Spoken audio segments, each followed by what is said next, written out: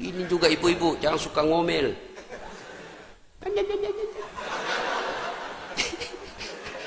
Hei bu, bu, bu, ini suami tergantung ibu. Demi Allah, kalau ibu baik sama mertua, suami tidak akan tergoda perempuan lain. Jangan protes. Coba kalau ibu baik sama suaminya, tiba-tiba suami mau nikah, datang itu mertua membela ibu. Apa kau mau kawin-kawin lagi? Coba lihat itu istrimu, baik betul. Saya belum bangun sudah siap sarapan. Datang saudaramu semua dihormati. Kamu tidak pernah dihina, ngomongnya tidak pernah kasar sama kamu. Apalagi kau mau kawin, belum tentu kau dapat perempuan lebih baik dari itu istrimu. Awas kalau kau mau kawin lagi, haram itu air susuku. Gitu mama saya kalau marah pak.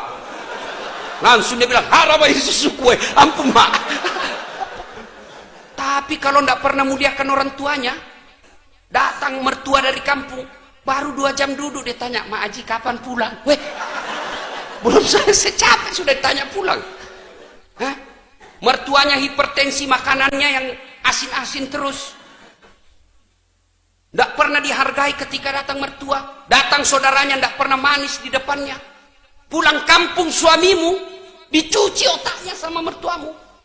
Apa itu istrimu? Saya sekolahkan kau jauh-jauh. Saya jualkan sawah supaya kau dihargai orang, tidak dihina sepupumu. Ini istrimu sendiri yang hina kamu. Datang sepupumu, tidak pernah dihormati.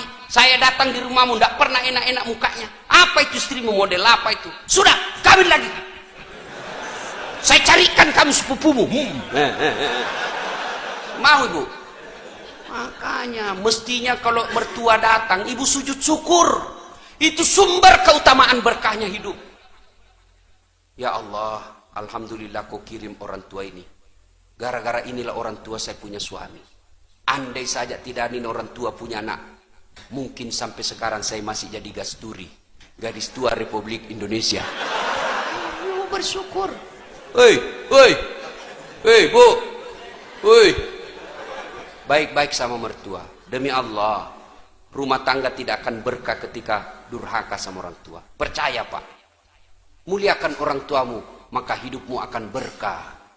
Suatu kali Umar bertanya kepada Nabi, ya Rasulullah, ingin rasanya saya melihat Allah tersenyum kepadaku. Meskipun saya tahu tidak mungkin saya bisa melihat Allah mukanya di dunia ini. Bagaimana supaya Allah tersenyum kepadaku? Kata Nabi, buat ibu bapakmu tersenyum, maka Allah pasti tersenyum kepadamu.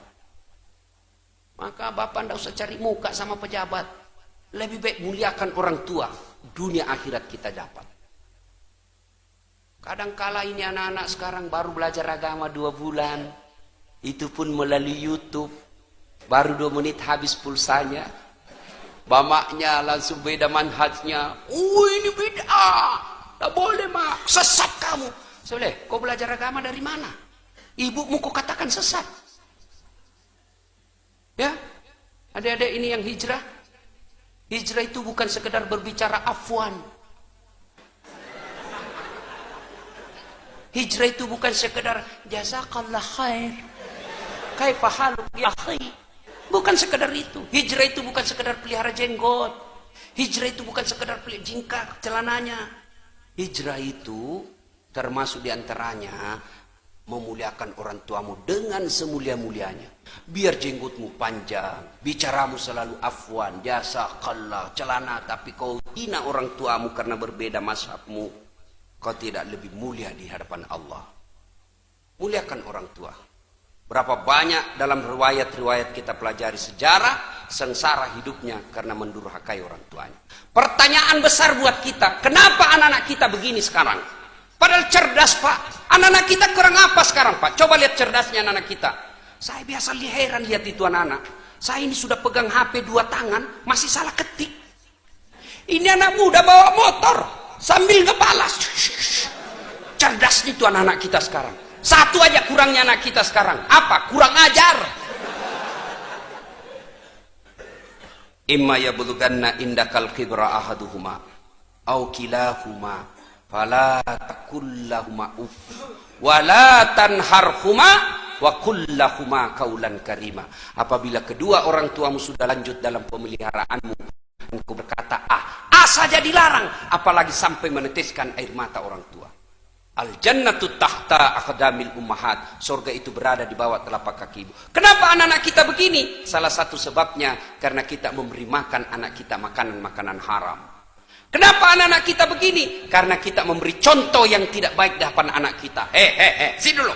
Awas kalau kau merokok, awas. Kalau kau merokok, saya kasih makan kau dengan bungkusnya. 10 menit kemudian, nak, kopi beli rokok tong. Anaknya dilarang merokok, baru dia merokok depan anaknya. Bapak macam apa ini? Ada merokok di sini? Nggak ada? Nggak ada dalam masjid. Nggak tahu kalau dia keluar nanti. Oh, Pak, Bapak kan selama ini sangat benci sama orang-orang yang menindas kita. Siapa orang-orang kaya yang ada di Indonesia? Banyak-banyak, Pak. Siapa orang-orang kaya? Mereka yang penguasa rokok. Dan kita lah ini orang Islam paling banyak merokok. Jadi kalau Bapak cinta sama agama, berhenti merokok. Itu orang rokok, itu orang Yahudi punya, Pak. Sudah kita dikasih rokok, sakit dikasih lagi obatnya. Duit kita dibawa ke sana. Maka saya doakan bapak-bapak yang merokok, berhenti merokok. Marah. Silakan, saya mau pulang juga. Ada yang bilang makruh, mungkin dia bilang makruh karena dia juga merokok. Berhenti, Pak. Kalau ada orang bilang baik itu rokok, saya bilang kau sini. Kalau kau merasa betul itu rokok baik, kau merokok anakmu di depanmu sama istrimu, rokok bareng-bareng di situ. Kalau kau rasa baik. Pasti meskipun dia merokok, dia bilang jangan kau merokok. Padahal dia merokok. Bagaimana kita mau beri baik yang anak dakwah kita kelihatannya tidak baik. Yang berikutnya, anak-anak kita mau baik. Sementara kita sendiri tidak menjalankan agama dengan sebaik-baiknya. Ibu bapak saudara-saudara sekalian, sebenarnya masih ingin rasanya berlama-lama di tempat ini, tapi waktu jualah yang membatasi kita. Akhirnya kita mengulang. Ada 3 perintah Allah yang serangkai, yang artinya harus kita jalankan bersamaan. Apabila satunya kita tidak jalankan, maka yang kita laksanakan akan sia-sia.